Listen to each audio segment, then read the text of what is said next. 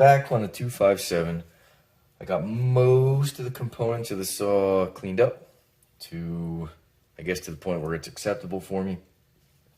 I still am waiting on some parts that I have not received yet to be able to do my final assembly. And some of the parts are back ordered, so I'm kind of just stuck where I'm at. But in the meantime, we can do bearings and the crank. So today, quick, I'm going to show you how I push bearings on. So these are going to be for the Husqvarna 257.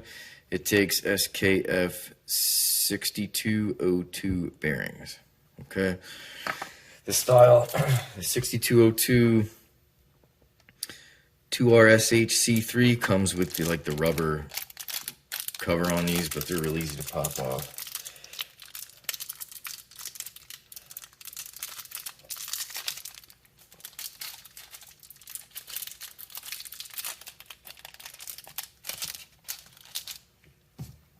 So if you just get if I could do this better on camera, a dental pick, all you're gonna do is pinch it and it lifts right out.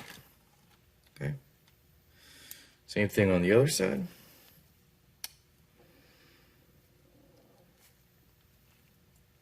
And it's right up. Not difficult at all. Okay, so this is just threaded rod. All right, threaded rod and a bunch of washers.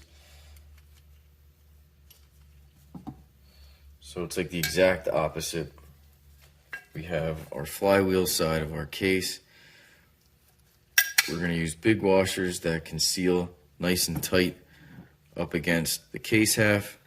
I have 2 nuts on here for a jam nut. Sorry, that's better. 2 nuts for a jam nut. And then the threaded rod comes through. Oops. Maybe. What I want to do, start my bearing. Just want to get it seated so it's not cockeyed or anything crazy like that. That seems to be acceptable.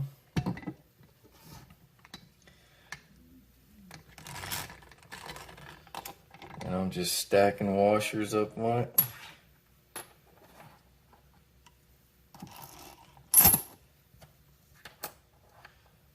Way more than I need.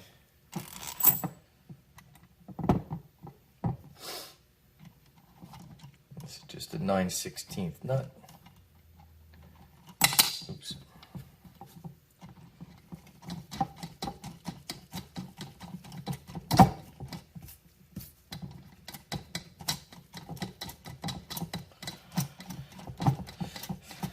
As you can see, this threaded rod is a little too big, but we'll make it work.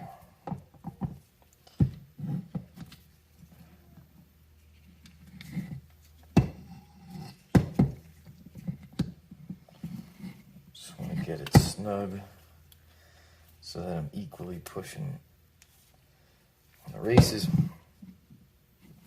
And before I start torquing anything down, I just want to confirm that the washers on this side are flush up against the case. Nothing is cockeyed or sideways.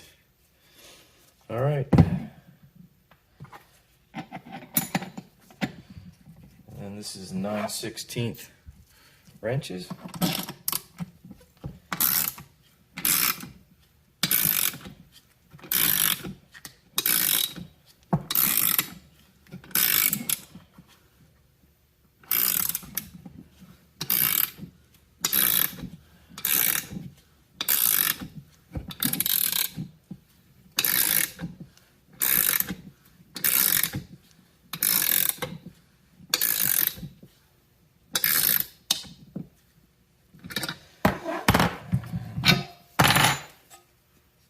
I just want to take a look to see my depth.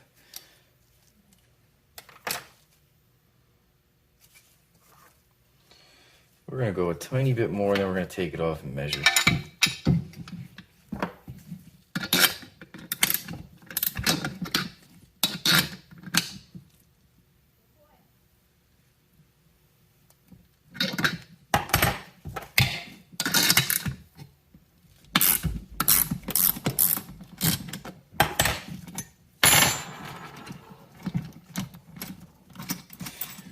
So when I before I pushed the bearings out, I just took measurements.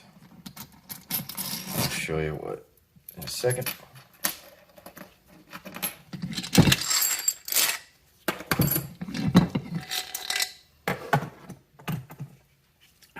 I just took measurements of how far.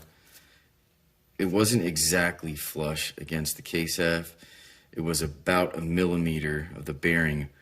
The rim of the bearing was exposed inside where the crank sits. And this is nothing scientific, but I want to check where I'm at. We're at about 1 millimeter.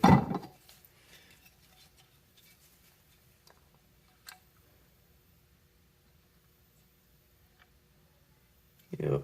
Sorry, this is off camera because I need to get it super close to my face to see it. We're going to leave that there.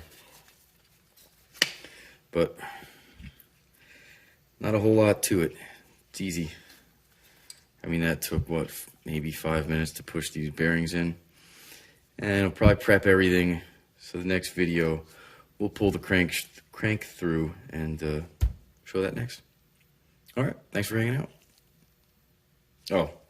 Guess I forgot to add the procedure is exactly the same for both halves. Okay. All right. Now, thanks for hanging out.